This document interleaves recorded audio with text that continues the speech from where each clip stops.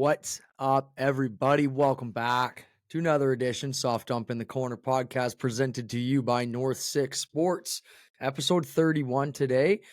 We're getting into the thick of things. The NHL season, we're about the halfway point, little over it. Just had the All-Star Game in Toronto, first time since 2000. Hard to believe 24 years that the All-Star Game hasn't made its way to Toronto.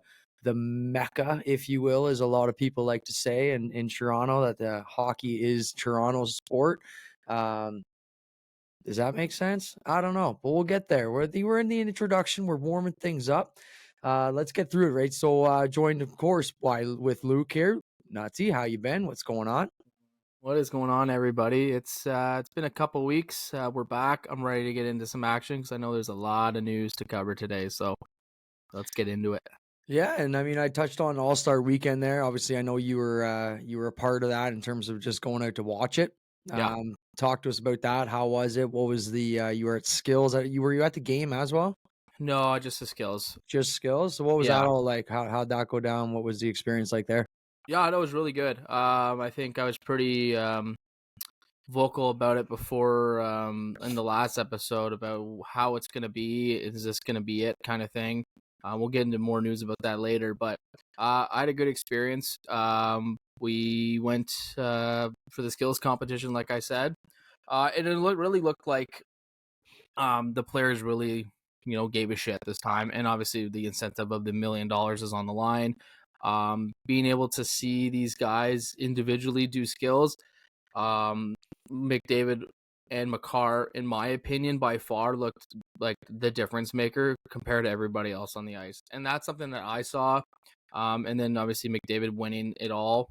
Probably didn't come to much of a shock to a lot of people, but just kind of seeing what these guys can demonstrate, actually caring and putting in this like necessary skills to accomplish these. It was really good. It was well organized, I thought.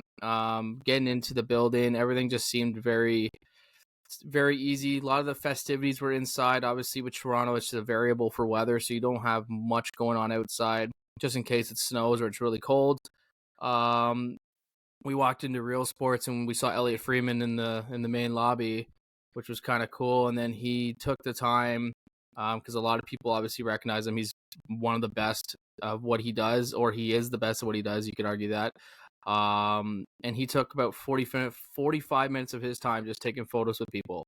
And it looked like he was trying to get somewhere because he was trying to get out the door, but like kids came up to him, he took photos, and like we sat in our seats at Real Sports and he was still doing it until we had our like second drink. So like that's huge, and that gained a lot of respect for Elliot for what he did, and being able to stand there. And I know he's probably trying to get rushed, he's got things to go do, so it was really cool to see that, and it's so nice of him to spend his time with fans and obviously appreciate the game of hockey. So overall, I really enjoyed it. I saw a lot of people, some of the missing curfew guys. I saw Spin Chicklets guys. I walked out of the arena with Mike Grinnell.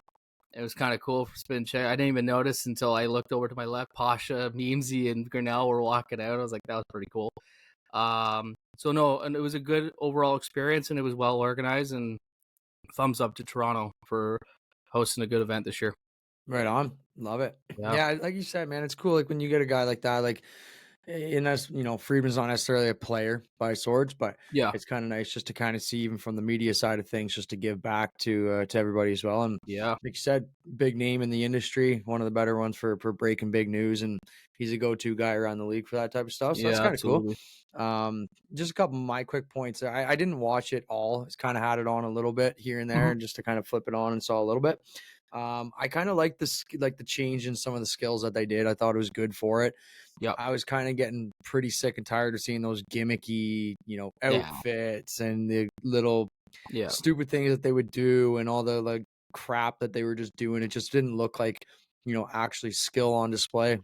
Yeah. I kind of like that, McDavid had a little bit of a say in what some of the things they wanted to do. And I know they were talking to a few players about what cool things they could add and whatnot there. And I thought that was kind of nice. It just gives the fans a little bit more bang for their buck, and they're not just watching a big gimmicky event. Yeah.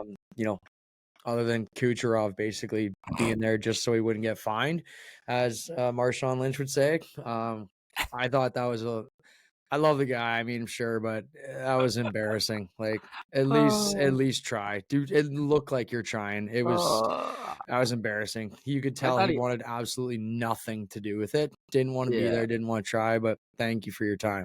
yeah, I thought he was hammered. He looked so out of place, and Could he have just been. didn't give Could a have been on shit. the Russian But vodka. a lot of Kucherov jerseys, though. I was shocked Oh how yeah. many Kucherov jerseys there were. Like, and there was probably a lot of bandwagon fans. But like, oh, when he was getting the booze, it was so funny. Oh, of course. Oh I'm sure man, he loves it, but right? But yeah, yeah, I did like as well, just with the game itself, the team captains I thought was a little bit corny, but when it came down to it, marketing sells, right? yep. When you get big names like Bieber back there and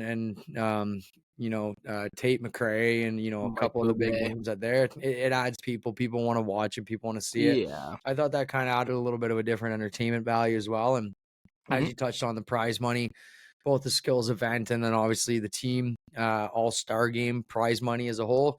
It's just incentive, right? You can see it, especially in the last game. I did catch like the first two periods of the final game at least. Yeah. And you can kind of tell that they started to pick it up a little bit, which is kind of cool. You're never really going to get best on best trying super hard until you get a real tournament, so to speak. The all-star Yeah. game is a bit gimmicky as a whole. So, yeah, I thought it was done well. Like you Hmm. said, it seemed like it ran pretty well. I thought the skills change in the skills competition, excuse me, was good for it. It wasn't, that stupid show off and the Yeah. props and the this and the that. It was an actual skills display. So that was kind of cool. Yep. Um, I kind of just touched on basically just best on best. So, I mean, why don't we just jump right into that? Yeah. Massive, Absolutely. massive news coming from Gary Bettman Thank the God. other day that the NHL signed up, baby. We're locked and loaded I back in the will. Olympics for Thank at God. least two more. 2026 and 2030, the NHL will be back in the Olympics. Can I get a hell yeah, brother? Yeah, Woo! baby. Thank Um, God. and also too, with that being said, next year they also announced too, so no All-Star game, which is Yep. kind of good for a lot of the players, to be honest with you. I don't mind them break, let them kind of recharge, heal up from injuries. But we are getting what they're calling the Four Nations face-off of Canada, US, Sweden, and Finland. I mean, arguably your top four minus Russia. Unfortunately, they're not going to be able to do it anyways. But some great hockey on display when you get best on best with those guys. So basically, they're going to be doing a round robin, 3 games each, and then a final championship game. Top seed versus probably second seed Yep. to do that, which will be really good to see. I love best on best hockey. We haven't really Oh had it yeah. since the World Championships a couple years back. Yeah. Um, Obviously, there is the Worlds every year, but you don't always get the best of the best, playing. So this is huge news, man. I'm so pumped. Finally, Yeah. you're going to be able to say, at least you're going to get McKinnon and McDavid together, and probably Bedard, McCarr, all those Canadian players.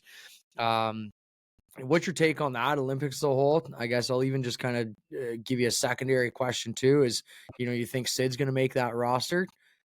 You got to think he should, but and I actually listened to an interview he did the other day. He's like, nothing's given. Like I got to earn that spot. I I want to just play, yeah. but I do have to earn that spot.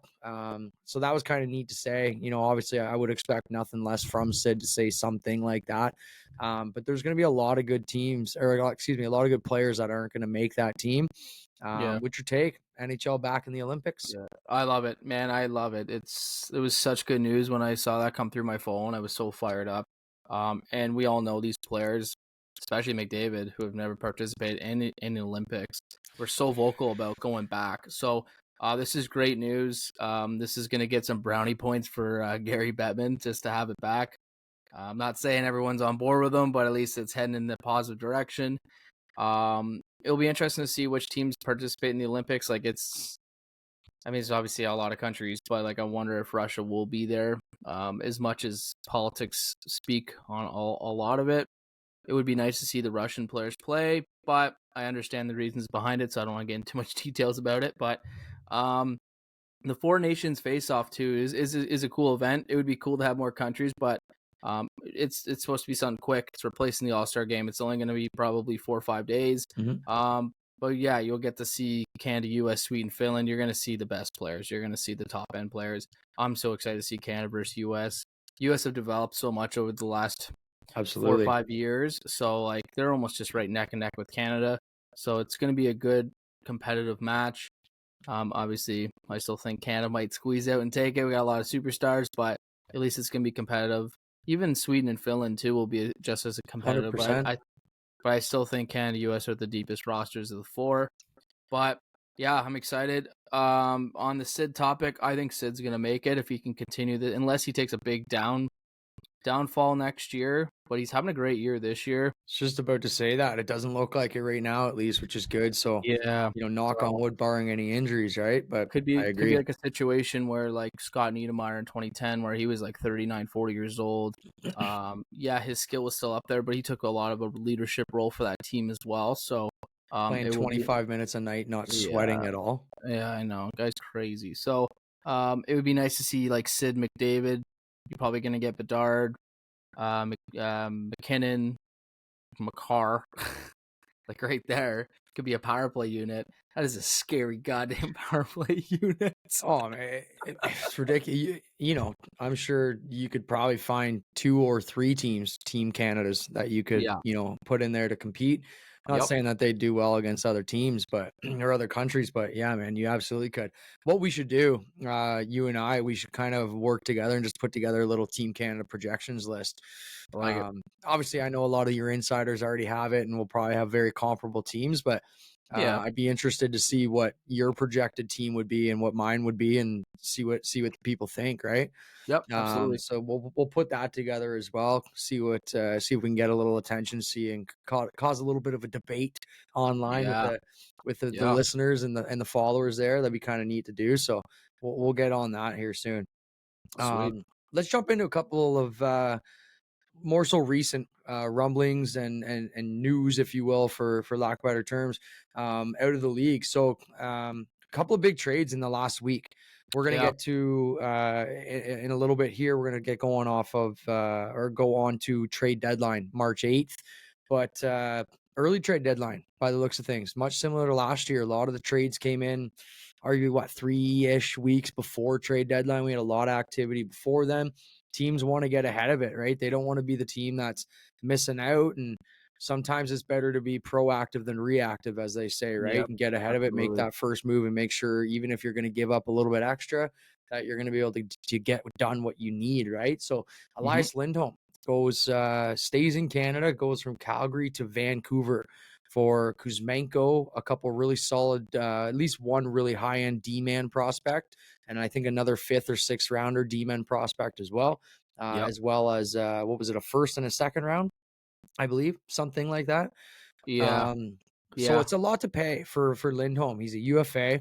I Yeah. do really strongly believe that they probably had a little bit of an insight to say he's probably intrigued staying there.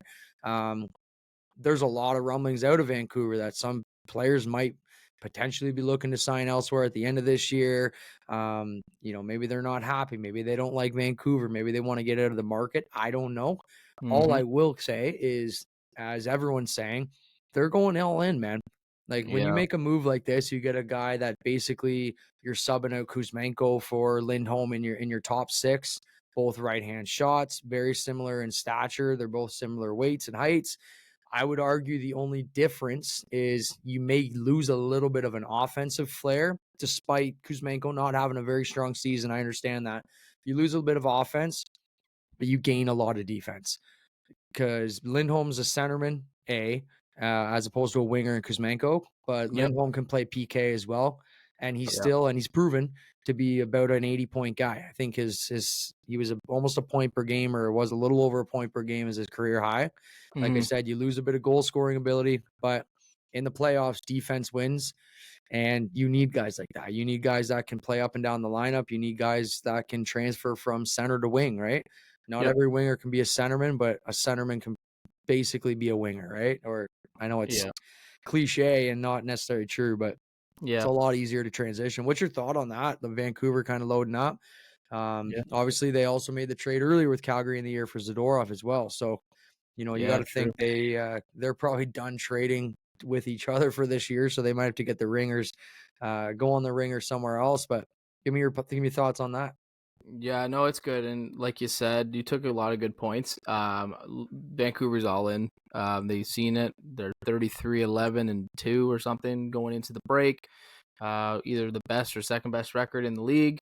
They think they can do it. They got a good team. They got a good core. Good on the back end, and then they've got Thatcher Demko, who's rock solid right now between the pipes. I like the trade. I actually like the trade for both sides. I think Kuzmenko. I think he's looking for a new scenery. He put Yep. up 30+ goals last year. So As a hopefully rookie too. so with a new home, I think he can maybe find that groove again and be a good part for Calgary. But like you said with Lindholm, you've got both ends of the ice covered. You've got the PK covered, and he can produce offensively. So I like the move personally. I think it's good, and I think they're just loading up for a good run this year. It would be nice to see a Canadian team go deep, to be honest with you. So I like it. Yeah, I would like to see a Canadian team go deep just as long as it's not the Leafs or the Canucks. So, go Habs, go Habs, go. Oh yeah, Um, oh yeah, you brought up a good point though, Demko. Just kind of backtracking a lot of the early preseason, pods and articles, everything that we wrote. That's what we're looking Bro. for. Would you like to buy a vowel? Um, that was one of the big things that I was talking about, right? Like Vancouver's going to go as far as Demko will go. Yeah, And everybody knows he's a sick goalie and everyone knows he has the potential to do so. He obviously had a very poor year last season. It just didn't play up to par. And that obviously, transitioned into the Canucks having a really poor start. They made the coaching change for Tocchet. It didn't necessarily look like it was working too well. They kind of played a little above 500 to end the season. You can tell over the offseason there that a lot of those guys really bought into what Tocchet was saying, learned his system, really bought into that defensive style of play.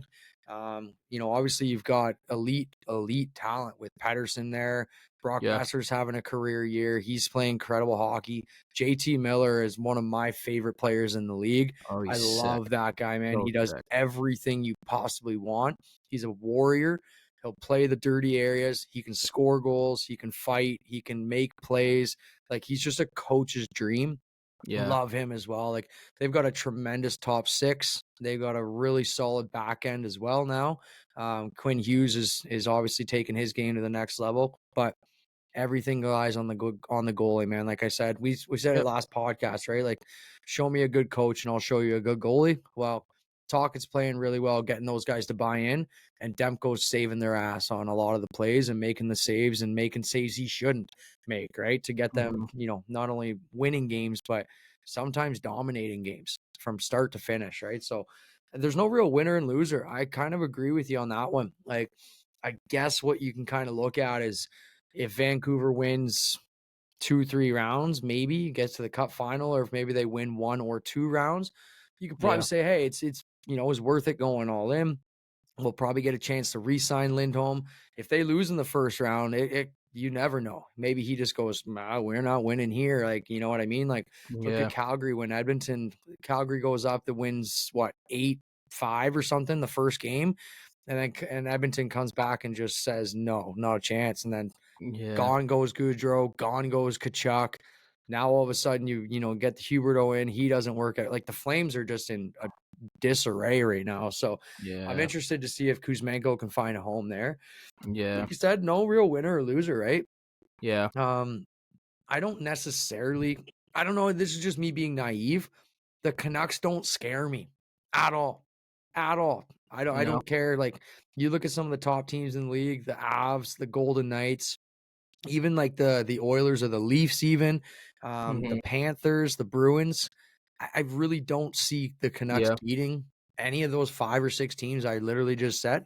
yeah, So they just don't scare me. I don't know what it is when it comes to that style of hockey. It's just something I just don't see it. But this yeah, is a new year. Maybe they are really buying in. Maybe they are destined to do well this year. You never really know, right?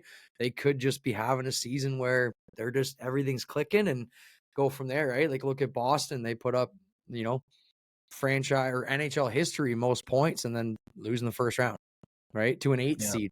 yeah. So Hey. you just don't know. You just never know, right? So moving on as well, another big trade. Sean Monahan goes from Montreal to Winnipeg. Um, golf clap for Ken Hughes, Ken Yeah, Hughes, golf clap for that guy. Gets 74 genius. games out of Sean Monahan and somehow pulls out 2 first rounders. Yeah, First rounder from genius. Calgary for taking on the contract. Yep. Sean Monahan has a great offseason, gets healthy again, which is huge. Has a tremendous start to the year. He's playing really good hockey, or did, I should say now, past tense, for the Habs. Playing tremendous, looks really good. Was arguably their best player this year. And then gets another first rounder from Winnipeg in the trade. Kent Yeah, Hughes, just a magician's unbelievable. work on the trade front there. Yeah, Big haul for him, to be honest with you. I mean, Sean Monahan going to Winnipeg, is that great fit. It's a really, really good fit. yeah. You're not really that first or second option. You can get good matchups. You can probably get a lot of offensive zone starts. You're going to be able to Mhm. go there and play a lot of PK as well and really be a shutdown guy. But with that depth in that lineup, he's probably going to put up the same production. Should Yeah, theoretically help the Jets kind of balance their line a little bit more. Maybe they don't have to stack. Maybe they can kind of, run a top heavy unit and really go all in and some points there. But I liked it, man. Sean Monahan to the Jets seems like a really good fit.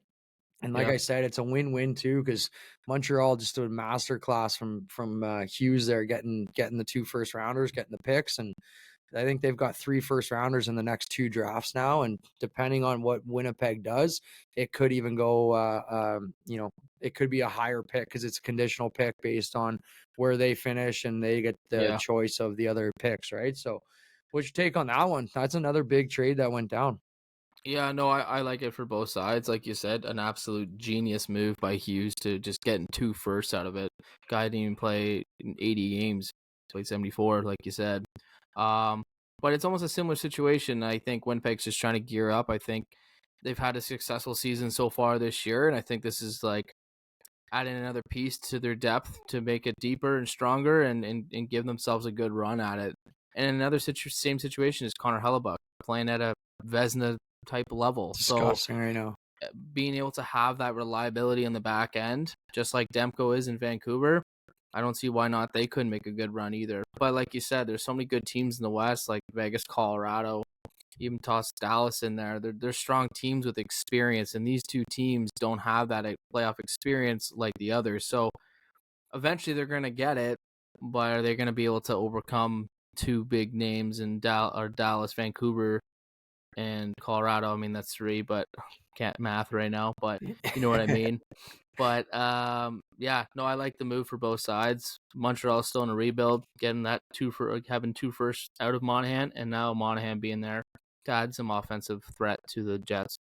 So And pretty even good. too, just super quick to top on, you brought up Hellebuck's name. I was Yeah. just kind of thinking, like, from a Jets perspective, especially management, you Yep. almost owe it to Scheifele and Hellebuck to say, you guys both could have put us in very difficult position in the summertime there when they both signed Yeah. 7 years.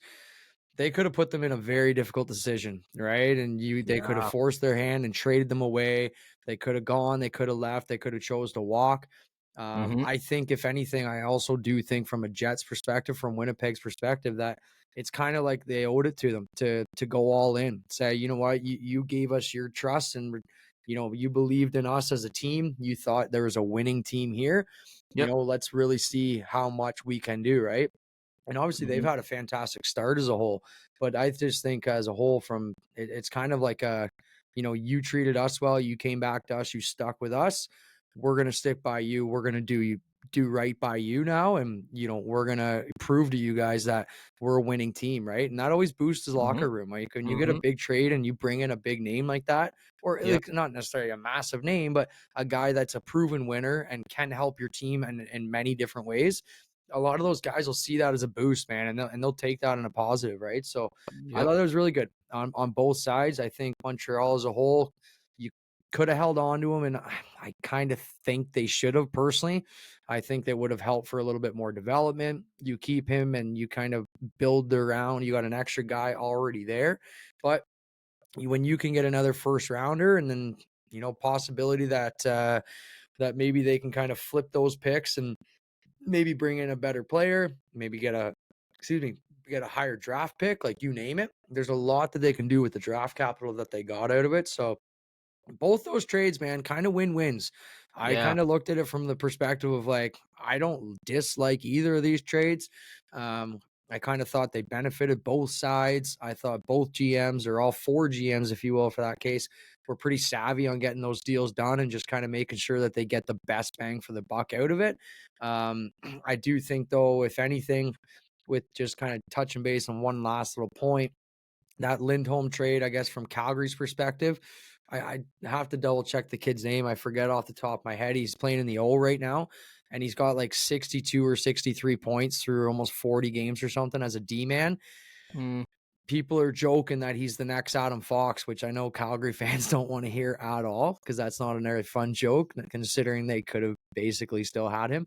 But when you look at it in that perspective, man, like if he comes out and this D-man turns into being the next big thing, and let's say Vancouver gets booted in the first round, Lindholm goes and signs somewhere else in the offseason, like it could really turn around quickly. So yeah. it's one of Yeah. those ones where we're going to find out pretty quick who won that trade and who didn't. It's not going to be a 4 or 5 year type of thing, right? So Hmm. anything else you want to touch base on those two moves there?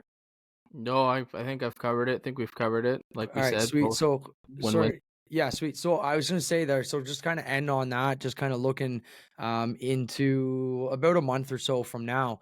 We got trade deadline on March the 8th. What should we expect, right? Are we going to be getting a lot of trades happening again early? Obviously, we know the more games a team can get that player in, first and foremost, you gain chemistry. But from a, devil's advocate, if you're getting an extra 10, 15 games out of those players or close to, then you're probably going to be paying a little bit more too, right? Which is where Yeah. you see exactly the case in point here with Lindholm. Maybe they gave up an extra pick or tossed in a prospect or bulked up the offer, so to speak, knowing that they're getting Lindholm now for an extra, call it 10 or so more games before the trade deadline, right? So, what do you think we're going to be expecting? You expecting fireworks? I kind of Hmm. got notes here. I'm just saying, like, dollar in, dollar out. Like a lot of these teams, especially teams now that are, in playoff range or well secured playoff position spot, if you will. A lot of these teams are so close to the budget, right, for cap. So if they Yeah. make a deal, it's almost like it's got to be dollar in, dollar out. Very rare you're seeing $3-4 million fluctuate from side to side in a deal. So what are you Yeah. thinking for trade deadline? And is there any names top of mind that you think, or is there a surprise name that you think, or what are you thinking? Yeah, no, it's interesting. And you made a good point earlier in the pod saying teams are getting ahead of the deadline. And I think that's going to be the status quo. And it's been like that for the last couple of years where it's unfortunate. I know we all look forward to trade deadline and the big names to be moved and watching TSN and just seeing like the bell go and everyone's fired up seeing who's going to get moved. I just feel like it's not like that anymore, and they're battling to keep good content on TSN just because players are moving ahead. Like you said, they want more games for their team to get used to, um, because the less games you have with them, once you get into playoffs and they still don't feel part of the system, then you're going to be running into some issues. So, It's couple it's names, funny too, and I'll let you finish there real quick, but yeah, I remember the days back in like public school and even right into high school. I would always take trade deadline day off. I would just be chilling at yeah, home. I'd call in sick day, and that was my day. Me and my dad would just park it, watch trade deadline, shoot the I shit, love get it, shit done around the house, and just kind of you just always you'd be 30 some odd moves a day, right? Now yeah, you're sitting here like, well, we'd be lucky to get 5 or 10 deals, and a majority of the time now, especially, it's like your third and fourth liners are getting traded. It's just not the same, right? yeah, Like I used to get so yeah. pumped for trade deadline day. I literally joked that it was a Jordo holiday. Like every single year, I'd stay home from school and I'd make sure that I was all over glued to the TV for the day. No, it's good, and like you said too, like it's not the big names that are getting moved anymore. These guys are getting locked into their 6 to 8 year deals ahead of time before their contract's over. So we don't get to see those big names. It's nice to see once in a while. You'll see a big name pop up, and you're just like, "Ooh, maybe he'll get moved." But just I don't know. Like it's a dollar in, dollar out. Everyone's so tight right now. Even the top teams in the league, you're gonna be moving player for player with similar salary cap. Um, I think One name that comes to mind right now is Calgary. I think they're going to be a seller. Something's going on in that locker room. I don't know what it is. It's still a negative environment. Um, I don't know. Tanev, Hannafin. I think they're going to get moved. They'll get moved to somewhere where they can compete for a Stanley Cup. I also heard rumblings in Ottawa. Chikrin is not looking to re-sign there. He's having a change of heart, so he might get on the move. I don't know if he'll be at the deadline, but definitely before he signs an extension. Tampa Bay is looking for a defenseman. I don't know who that would be. I mean, Tanev or Hannafin would be a big haul, and Tampa, as much as I know them really well, they're not shy to a big move. They've had their name in the deadline the last few years with some big trades, like the whole McDonough trade like 4 or 5 years ago. That was a big one. They got McDonough and JT Miller. Like, are you kidding me? Looking at that today is like, holy shit. But then I saw on the trade bait list, Pat Maroon's on the list. I would love for Tampa to get him back in that locker room, and I love that guy. But it's probably very slim that that's going to happen. And then Toronto, defense, and they're going to want defense. I've always linked Tanev to Toronto. Whether they do a deal with him, I don't know. Tanev's an Ontario boy, so I mean, I guess Dubas is not there anymore. Usually he just gets all the Ontarians, but I think Tanev would be a good fit in that lineup. He's got the size, the grit. He can move the puck very well, something Toronto really needs. But it'll be interesting. I honestly, personally, my personal honest opinion, I don't think it's going to be a very busy deadline. I think it's going to be very quiet, but we have a TV in the office at work now, so it's going to be on the television. Oh, yeah. It's going to be there. So 100%. we'll see what happens. So, kind of when you were talking there, I actually kind of thought of something that I'm not really prepared on it, but I kind of just want to ballpark it and throw it out there. So, like, you're getting all these guys now that are coming in playing their entry level, and then they're signing 6-7 year contracts, 7-8 year contracts.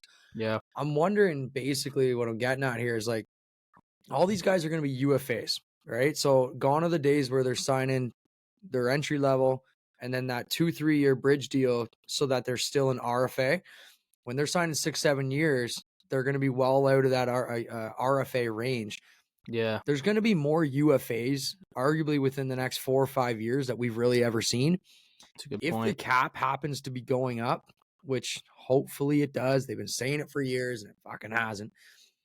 Would you not expect, if we're getting all these UFAs, that these guys are going to be holding out to try and get their payday, right? There's a lot of guys. I mean, Willie's kind of an example, but it's not really. He was still going to make a lot of money regardless playing hockey. Yeah. But there's a lot of guys nowadays, man, where they're like, I want to stay with my team that drafted me. I want to give them the respect, and I love the places. They've treated me well, this, and that.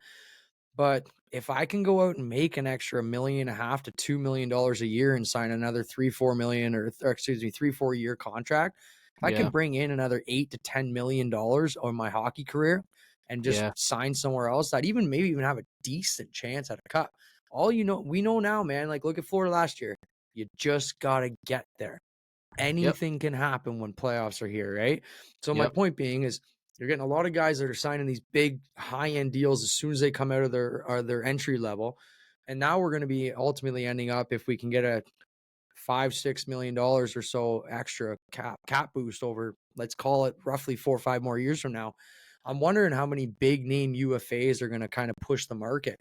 Are we going to start to see more NFL, NBA style free agency, knowing that those are where the big moves are going to be coming from now?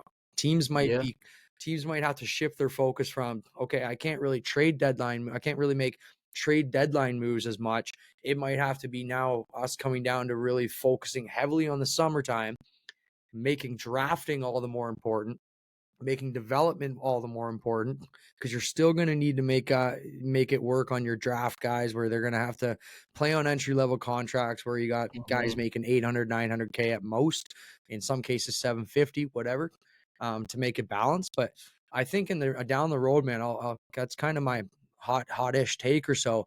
I wouldn't be surprised if we start to see some really big names sooner than later start to really shift and jump around the league.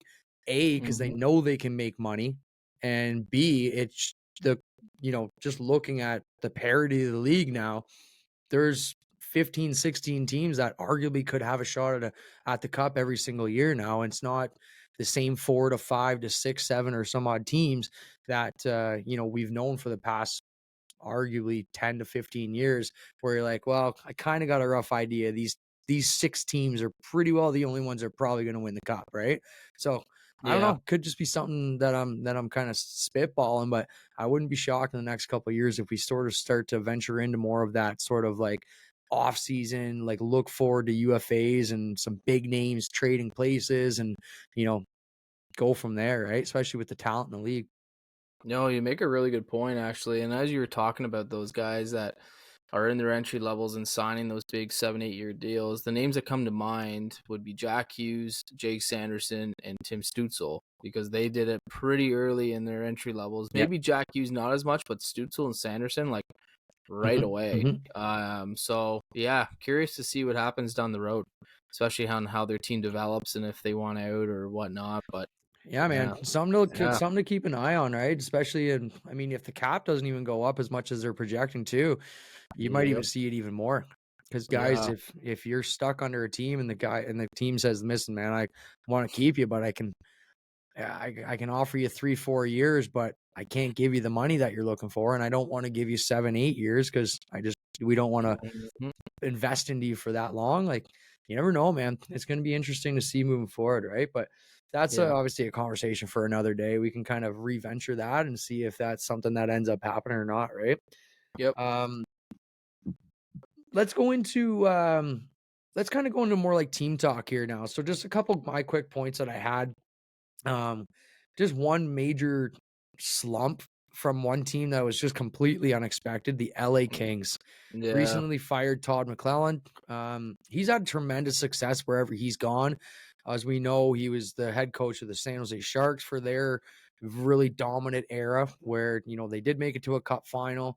They were basically due to go to the Western Conference final every year and lose, it seems.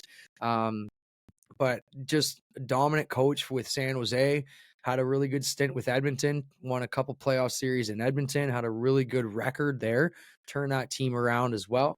Um, and then just goes to the Kings. They start out just blazing hot to open the oh season. yeah. And now over the last 16 games, I think they've won only 4 of their last 16 games or 3 of their last 16 games or something. So I have in January of the 15 games in January, they've lost 12. Lost 12 of 15. So 3 and Yeah, 12, arguably, or whatever, call it a shootout loss or yeah, whatever, but call it 3 wins out of 15. Not good enough, man. Not good enough no, for a team that no, arguably has what it takes to make it and win a cup. Obviously, with the grizzled leadership veteran group of Doughty and yeah, Kopitar. Um, and then obviously you got quite a few big names. Kempe's played credible. Fiala's been amazing since he got to LA. You got a couple young rookies in the lineup or younger players that are playing phenomenal. yep. Other than that fucking Pierre-Luc Dubois guy, which you and I, Oh oh my my God, we got to god. talk about it. So quick backtrack. Nutsy and I were in Florida at the Sunrise Center, watching the Panthers Rawr. and the Kings play. And let me tell you, I've seen $8 million players go out and just dominate the rink, dominate the game. I've now seen an $8 million player go out there and look like he's playing in the little leagues. I've seen more effort in a hot dog eating contest than I have seen in Pierre-Luc Dubois. I Oh, he's can't understand how that terrible. guy gets as much ice time as he does, constantly whines and complains that he doesn't get what he wants and he wants traded and needs a better place to play, this, and that, and that, and that, that. He gets everything he fucking wants. And then he goes to a team like LA where you don't even have to be the best player on the ice. You get luxury starts in the offensive zone. You play with one of the most defensively responsible centers in the league, arguably one of the two if you're playing with Kopitar or Dano. If he's not playing center, of course. But you got such a great lineup to play with. You have a dominant D-man and Doughty protecting your ass at all times. I don't understand it, man. You and I were watching. He's going down. He's whistling Terrible. shots 8 feet wide. He didn't even break a sweat, and he played about 15 minutes of ice. Just Oh, looked absolutely terrible. Couldn't understand it. I got no sympathy left for that guy. I really don't. I just don't see him. He's not a winner from my perspective. He was a 3rd overall pick, and that's what you get. Not good enough. So, anyways, yeah, just a long story short, I just kind of wanted to jot in like McClellan, man, like it was one of those ones where I kind of noted here. It's very similar to the Jay Woodcroft firing Yeah. in Edmonton. Like, Yeah. guy had a tremendous record.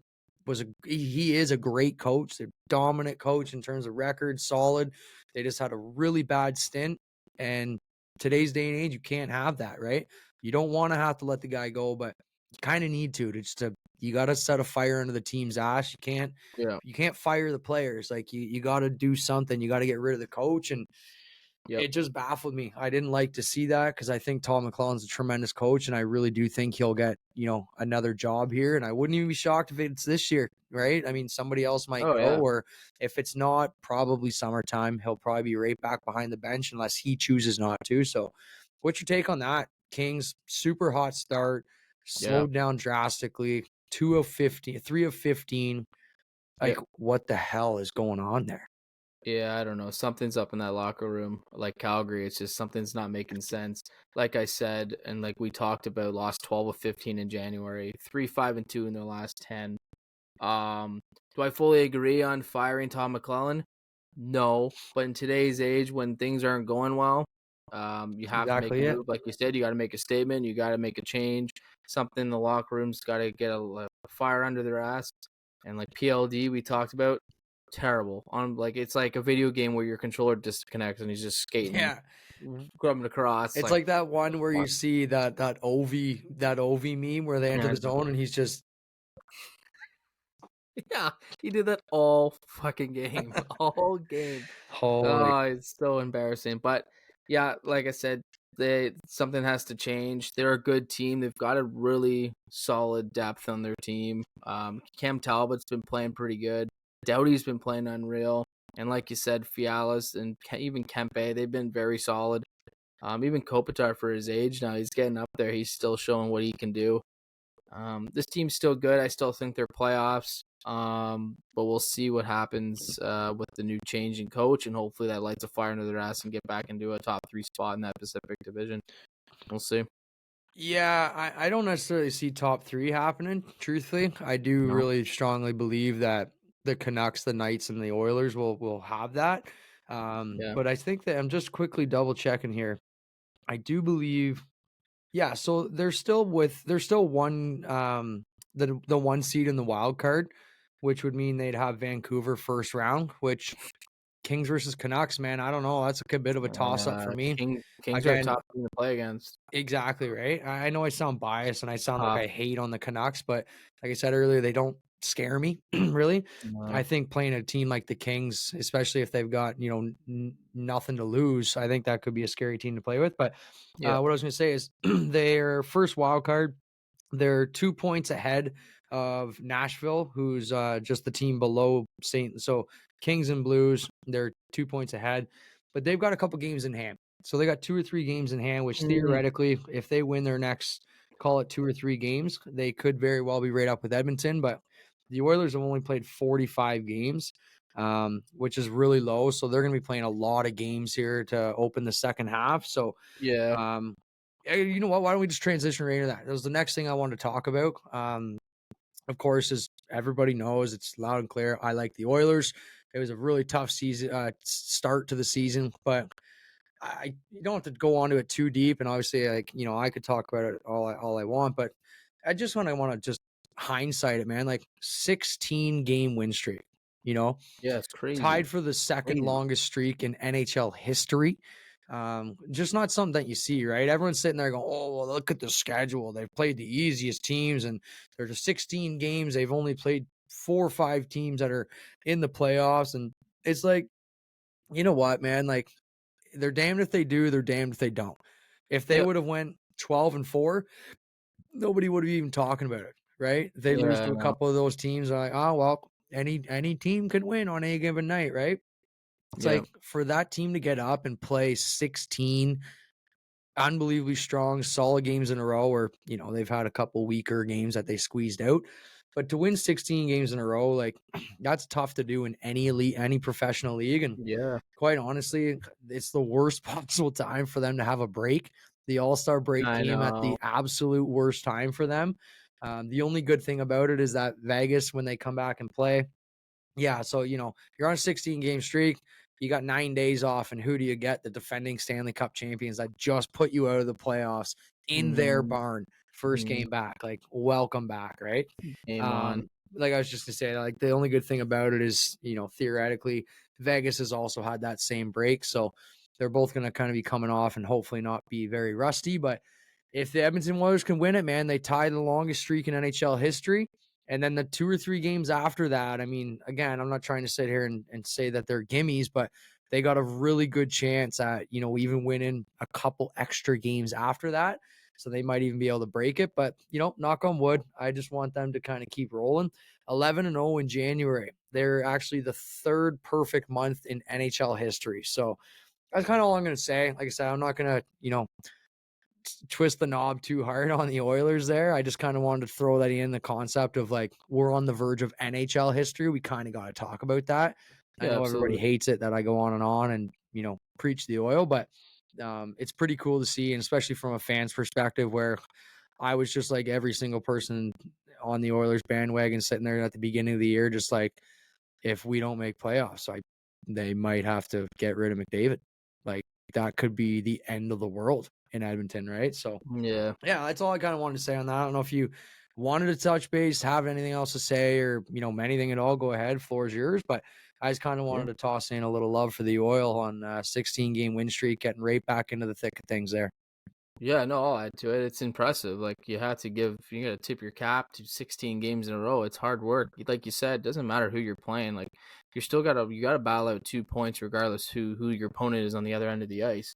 And the big thing too, it's like you're getting more contributions from not just McDavid and Draisaitl. You're getting it from Hyman. You're getting it from Nugent Hopkins. Even Bouchard's looking sharp. Skinner's looking great. It's a team effort. Everyone's buying in at this point, and it's great to see. And hopefully they can continue this because like like you said, we're on the verge of history.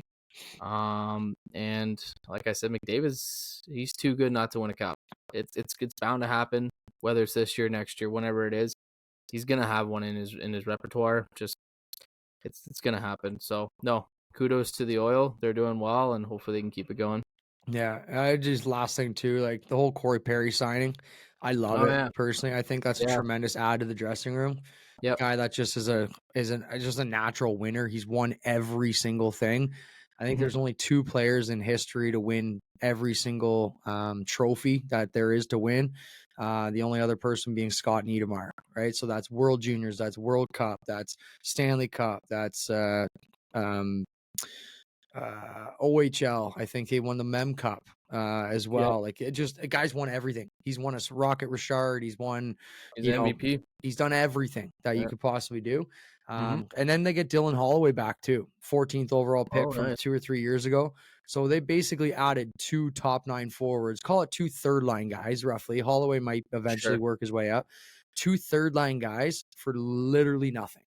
Like, literally nothing. Holloway just came back healthy, and I think they signed Perry to a league minimum.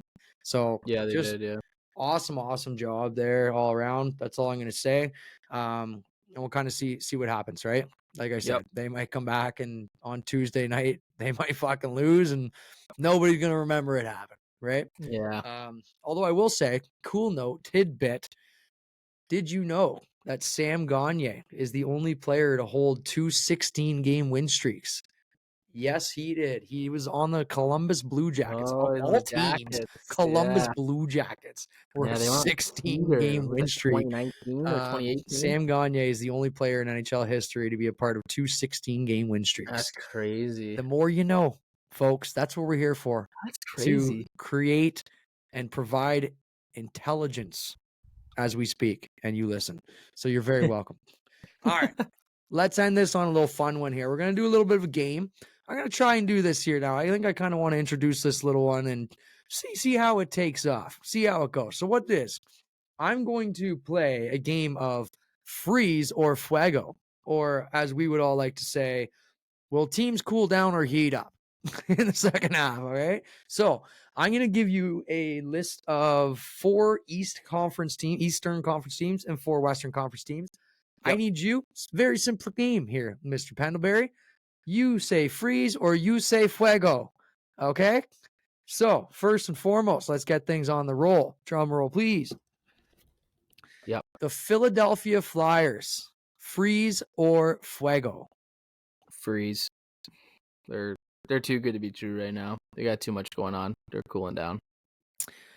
Okay, that's all. Okay, you can give simple answers. You can go detail. We can write books. I don't Okay. know. I didn't know if you All had right. more going. I like it straight to the Nah. point.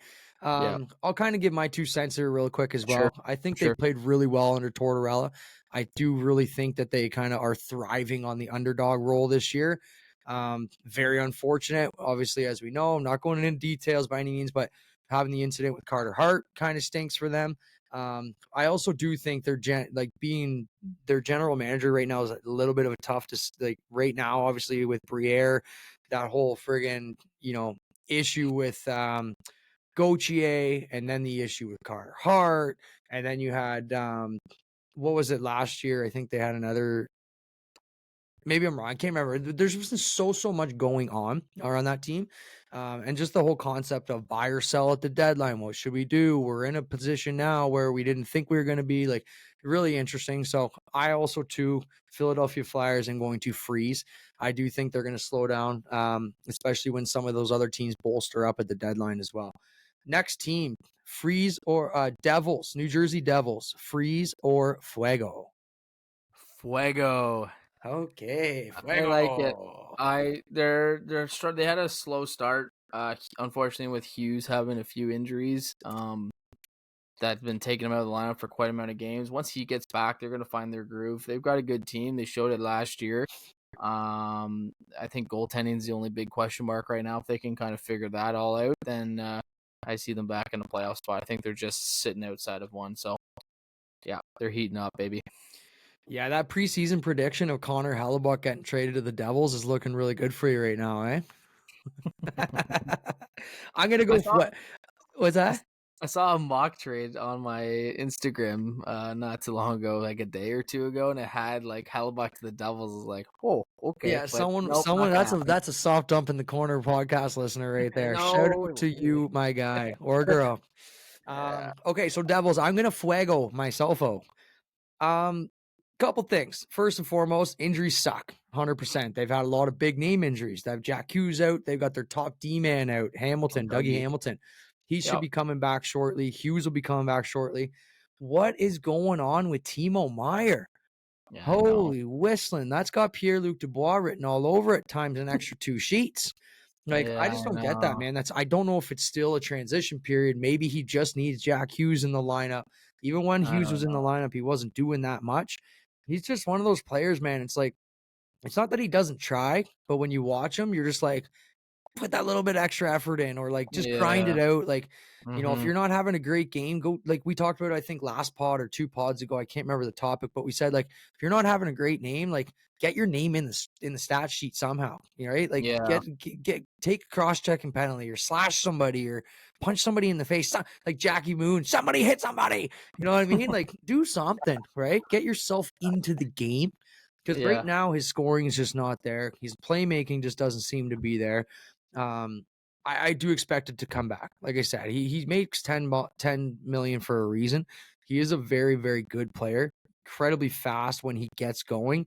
His first step's not necessarily quick, but he's like that freight train. Once the wheels are rolling, he is gone, right? But Yeah. weird one. I'm definitely fuegoing the Devils. I do feel that they're going to have a really strong second half.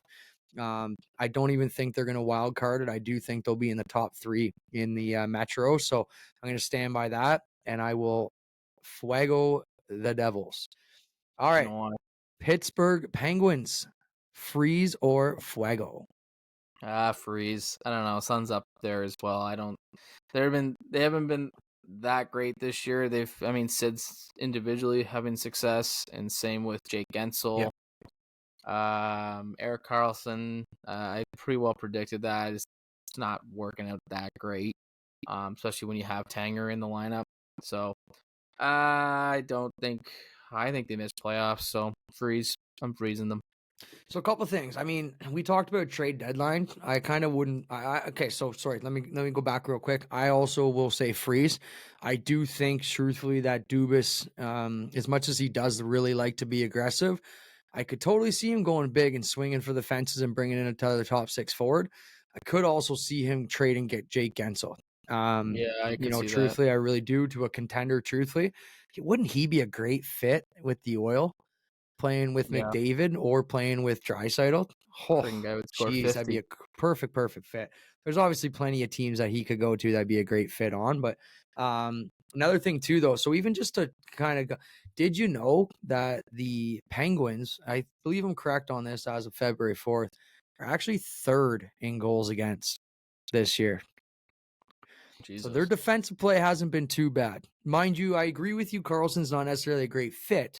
He's definitely more Yeah, of an offensive style defenseman, and he gets protected, by a lot of his other D-men help and a lot of the way that they play when he's on the ice. Um, yeah. but it hasn't been as bad defensively there. They just can't score goals, which has never been an issue for the Sidney Crosby Penguins. Never, ever, ever. Hmm. Crosby, Hmm. Malkin, tear it up. 3-4 goals a game, easy as almost due. Not seeing that this year. I think they are slowing down. I think they will be a couple sellers at the deadline, and they're not getting the goaltending at all from Tristan Jarry. So I am freezing the Pittsburgh Penguins as well. Last and not least, in the Eastern Conference, a fun one for you. Tampa Bay Lightning, freeze or Fuego? Oh, Fuego. Fuego right now. I think they're finding their groove, but like you said with the Oilers, the same kind of thing. Hit an all-star break. The Lightning are 8 wins in the last 9 games. They're finding a groove. Their core or their depth pieces are starting to kind of come along. Mikey Eastmon's really stepped into his role, finding to be a bit of a dog out there, grinding away. So I'm liking his play. Kucherov leading the league in points, having a potential MVP season. Points been really good. Points has been an underdog his whole career. And then Stammer, he's finding the back of the net. Hedman's having a big year this year. I Mm-hmm. don't know his point totals off the top of my head, but he's been playing a big role since Sergachev's been out. When Sergachev gets back, that's going to be a huge boost to that lineup. And Vasi's starting to find his groove again as well. He had a bit of a slow start. I mean, honestly, it's respectable. Guy's coming off back surgery for 10 weeks. Didn't expect him to be at his full form right away. So I got a good feeling for this second half for the Lightning. I think they're going to stay in that top 3 spot in the Atlantic. Yeah, I completely agree. I am also Fuegoing the Tampa Bay Lightning. Top goal scorer, top point scorer in the NHL right now. Kucherov playing disgusting lights out hockey. Yep. Biggest one, we've always talked about it, brought it up several different times on multiple podcasts. Can the Lightning just stay afloat without Vasi and that month after he gets back? Because we all know the 2 months he's out, you're not playing. But that first month, he didn't get any preseason games, didn't get much for training, didn't get much ice time in terms of playing. You knew he was going to take a little bit of time to get going. 7-1 in his last 8 starts, with I Yeah. think I saw just under a 3 goals against average, like a 2.9 or something GAA. Yep. And high 8s or very low 900 save percentage, something like that. So just getting back to his form, all right. Yeah, it's just as long as they can tread water, right? It's like high Yeah. tide, low tide. You know what I mean? They're kind of toe Mhm. tapping into shore. Vasky Yeah. starts to get going, low tide starts to come in, and now they're just fucking running. I think they're going to Yeah. do really well in the second half. I really do believe as well that they're going to go big name hunting, or at least bring in a name or two. When Yeah. it I got comes that to, feeling. they'll probably bring in another defenseman like that sort of Luke Shenny style of D-man. Maybe they'll bring him back. I do think they're going to go after another winger as well. I am Fuegoing the Tampa Bay Lightning. I think they got a solid second half ahead of them this year. Mhm. Let's jump into the Western Conference here. Kind of do that a little bit quicker this one here around. Freezer Fuego, the Vancouver Canucks. I got them freeze actually. As much as they are playing really well, I don't think they're going to keep up. I don't think they got a President's Trophy kind of vibe on them. So I think it's more. I'm not saying like cool where they're just going to go on an absolute slump, but to the point where they're not going to keep up to the pace they've been in the first half. As much as they've got the solid players in front of them, adding Lindholm and whatnot, I think they're going to cool off a little bit, and you might see them drop in the standings a bit. Not much, but they'll stay. They'll probably sit in the top 3, but they'll probably finish 2 or 3. That's my guess. But yeah, cool. Freeze. Yeah, they've got a bit of a gap right now. Obviously, I think they've got a 6 or 7 point cushion on the Knights. You know what, truthfully, like I'm also going to freeze the Vancouver Canucks. Now, take it with a grain of salt. I'm not sitting there saying they're going to lose 10 in a row. I do think they're going to Yeah. play like a little over 500 hockey the Yeah. rest of the way because, like I said, the addition of Lindholm, Besser's firing, Miller's firing, Pedersen is a top, arguable 10, maybe top 5 offensive player in the league. They've Mhm. got a lot of good pieces. I can't imagine they're going to fall off the face of the earth, but I just don't see them playing, 700 hockey or 750 hockey the rest of the way. I think they are due to decline a little bit and kind of fall back Yep. to earth a little bit. So I'm going to freeze. Yep. Next, freeze or Fuego, the Edmonton Oilers, 16 Fuego. game win streak. Fuego. They're still. I think they found their groove. I honestly do. They're looking like the team they had last year, the year before. Not saying they're gonna go win the rest of their games, but Yeah, they're I think never going to lose a game the rest of the season. but I think they found their groove and they're going to be a dominant and dangerous team to play against the second half of this league. Yeah, and again, obviously, like I said, I know I'm biased saying this, but it would be another thing for me to say that if they didn't have 2 of the top 3 players in the world on their team, and obviously they're on a 16 game win streak. They got a lot of key pieces going there. Do they need help? 100%. I Yeah. still would ideally like to have a better backup goalie than Pickard. No disrespect, because he's come in and played tremendous hockey. I would argue I would like to at least have another third goalie that's not Jack Campbell, just in case. As the Knights proved last year, what did they need? 5 goalies in the playoffs to win? Aiden Oh Hill was, yeah. I think, the 4th or maybe 5th goalie, something like that, to Yeah. play for them in playoffs last year. Yeah. Shit happens, you just never know. But just as a whole, man, like I said, you got the best player in the league, or call it top 2 or 3. And then you've got Draisaitl, who's easily a top 4 or 5, no matter what, as well. It's tough to not match skill, at least. And then, like I said, you brought up the Hyman effect. Every team would love to have Zach Hyman on their team. Um, but I just think they're starting to click, like you said, right? Like when you're clicking at the right time, their bottom 6 is scoring goals now. It's not just McDavid and Draisaitl carrying the whole weight. And obviously with Stuart Skinner, playing really, really solid hockey. Second star of the month, 11-0. Or sorry, I think he was 10-0, and I think Pickard played the one game, or something like that. Doesn't matter. He's on a Yeah. 12-game win streak as a whole. So he even too has a chance to make NHL history, and I think it's 16 games in a row for goalies winning their own specific starts, as a record as well. So lots to play for. I think, like I said, they've got a really good chance to stay on. So Edmonton Oilers, I will Fuego. Final 2 here. So the St. Louis Blues, freeze or Fuego. Yeah, that's an interesting one. I don't follow the Blues too much, but I'm gonna say Fuego. They are 6-3-1 in their last 10. The merge of Robert Thomas being 52 points in 48 games or something like that. He's been taking the team on his rings and off he went. So yeah, I would say they're gonna heat up. They'll probably maybe find a wild card spot over probably now. I would take them over Nashville at this point in time. They got a solid team. Even Kyrou starting to figure out his groove after getting ripped apart by his own fans. And then they've also got Colton Parenko on the back end, who's a solid 2-way D-man. So, yeah, Fuego for the St. Louis Blues. Yeah, so a couple really good points there. Like you said, Thomas has kind of upped his game. He's actually leading their team in points by Yep. 13 points over the next best. Bushnevich has 39 Mm. points in second there, followed by Kyrou and then Shen with 27. So not necessarily they've always been a good structured defensive team. That goes back to their cup winning days in, Yep. what was it, 2017, I think they won it. Yeah. Something like that. But yeah, like you said, they've been hot late, which is big. You want to start heating up at this time. You want to get going. They're in that first wild card or second wild card spot right now. I strongly believe they're going to hold on to that. Whether it's first or second wild card, I still think they're going to get into playoffs as well.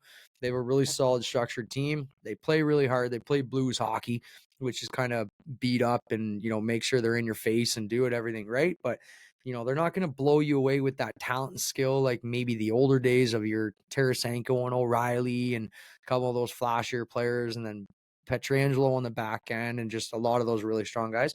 Yeah. But you never know with Bennington as well. But I really do like the Mhm. Blues as a whole.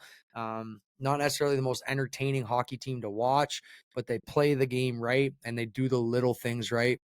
Yeah. Sticks in the lanes. They get the puck off high and off the glass if they need to, if they're in trouble.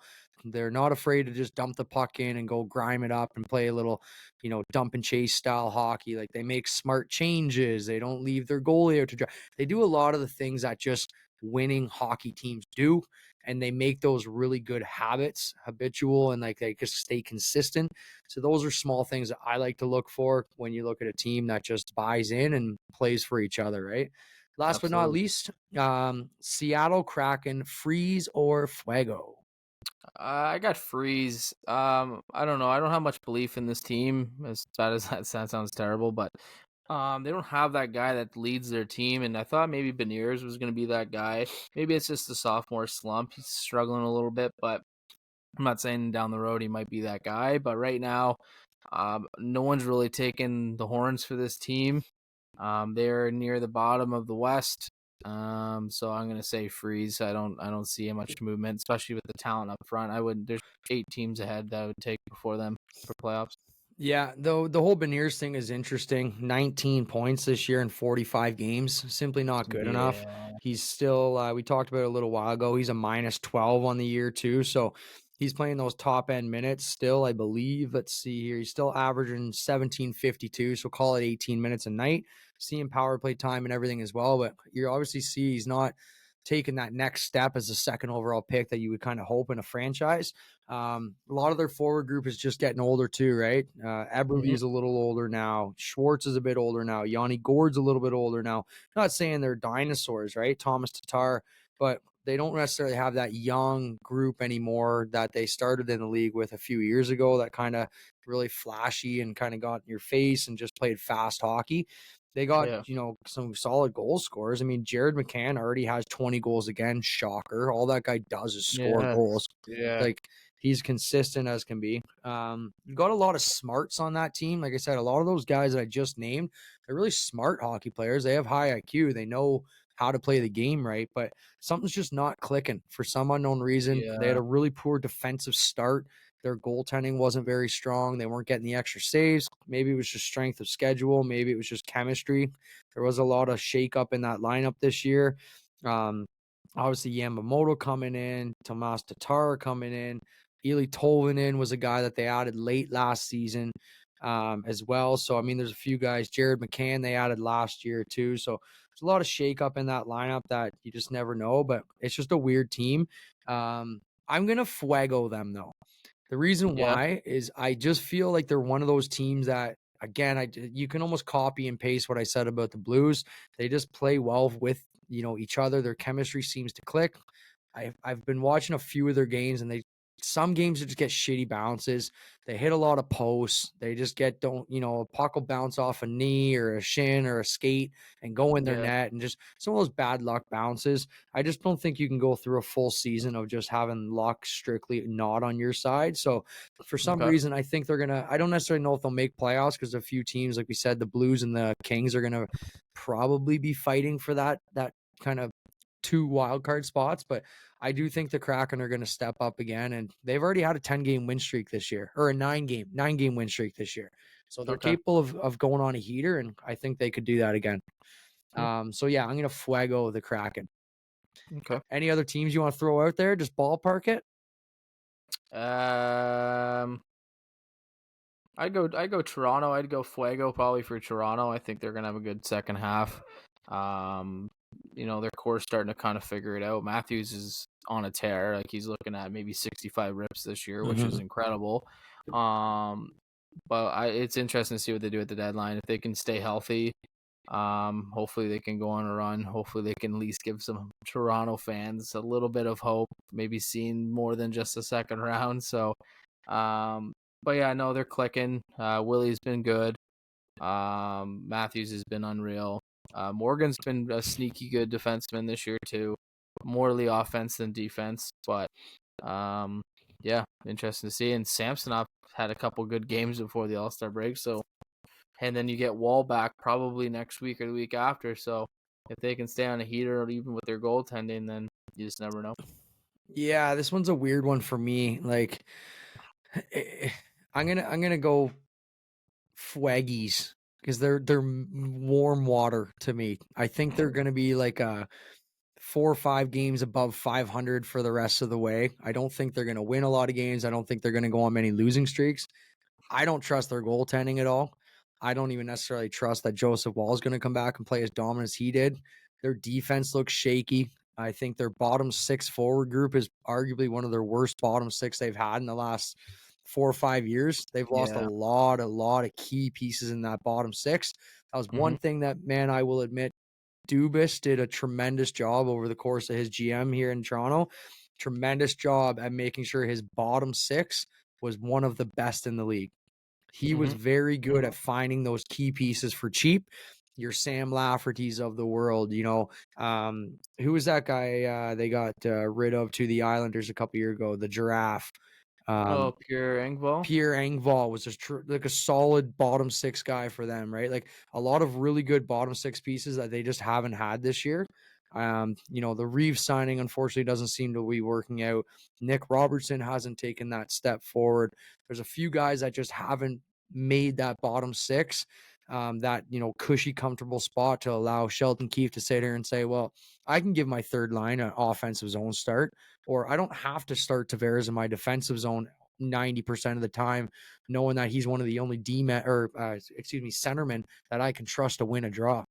Right. Yeah. So there's a couple key pieces that I find with that. I also think that Keefe's on a hot seat, man.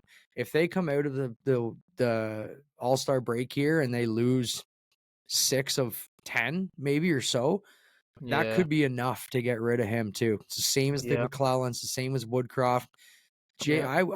I'm wouldn't be shocked if that little stint that they had just before the All-Star break, Keefe was like this close to being fired. He could have been 1 game away from being fired, and they ended up winning 1 or 2 extras. So I'm not saying they're going to freeze. I'm definitely not saying they're going to Feugo.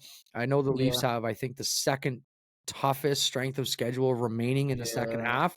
They're playing a lot of really, really good teams, and they have a lot of shitty road trips, a lot of travel. That does not bode well for a team that, arguably needs to have, consistency in their lineup. So I'm gonna freeze go on the Leafs. I think they're kind of lukewarm water right now to finish the season out.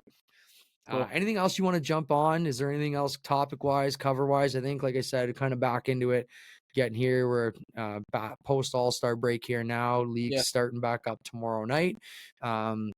Leafs and Islanders are back at it there, so we'll kind of see what happens for there. But other than that, I can kind of wrap that up, I guess. Yeah. For the most part, like I said, we got an interesting second half. We got trade deadline coming up. Amazing news: the NHL is back in the Olympics. Couple big trades have happened down, so we're kind of getting into the thick of things now and seeing where teams are going to end up. Do the Oil come back and win another 17? Can they push that for NHL history? There's a lot that we're going to be coming back with on the pod for next time. So, without further ado, thank you everybody again for listening. Please like, subscribe, share, give us a comment, some follows, help us out. Let us know if there's any topics you want us to talk about, go off about as well. We're always down to listen, and we always appreciate your support. It's been another edition of the Soft Dump in the Corner podcast presented to you by North 6. Until next time. See ya.